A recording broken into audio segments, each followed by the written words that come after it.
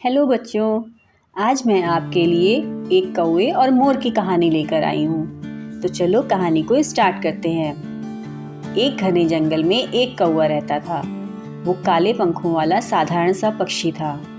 कौवा मेहनती था और जहाँ भी जाता था अपनी उड़ान से भोजन ढूंढकर वापस आता था। लेकिन एक बात उसे बहुत परेशान करती थी, वो अपने रूप से खुश नहीं था।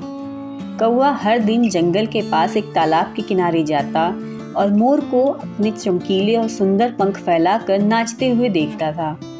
मोर के पंख इतने रंग बिरंगे थे कि उन्हें देखकर कौवा मन ही मन सोचता, काश मेरे पास भी ऐसे सुंदर पंख होते।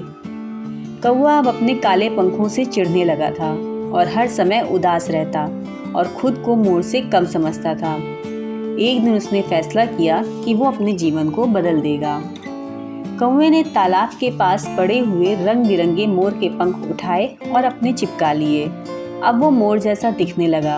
वो खुशी खुशी तालाब के पास गया और मोर के झुंड के पास जाकर बोला, देखो अब मैं भी तुम्हारे जैसा हूँ, मुझे भी अपने साथ शामिल कर लो। मोरों ने कौवे को देखा और हंसते हुए कहा, तुम चाहे जितने भी पंख लगा लो, लेकिन तुम मोर नहीं बन सकते।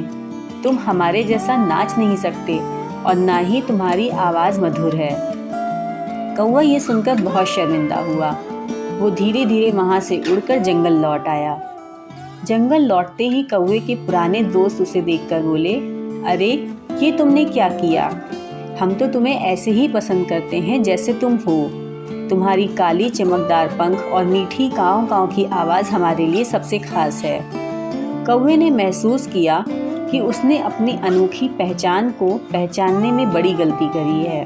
उसने अपने नकली पंख उतारे और खुशी खुशी अपने काले पंखों में लौट आया। उस दिन से कौवे ने कभी भी अपने रूप को लेकर शिकायत नहीं की। उसे समझ में आ गया था कि हर किसी की अपनी खासियत होती है।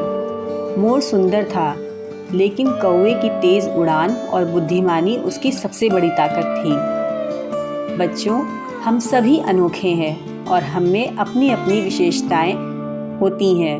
हमें खुद से प्यार करना चाहिए और अपने पहचान पर गर्व करना चाहिए।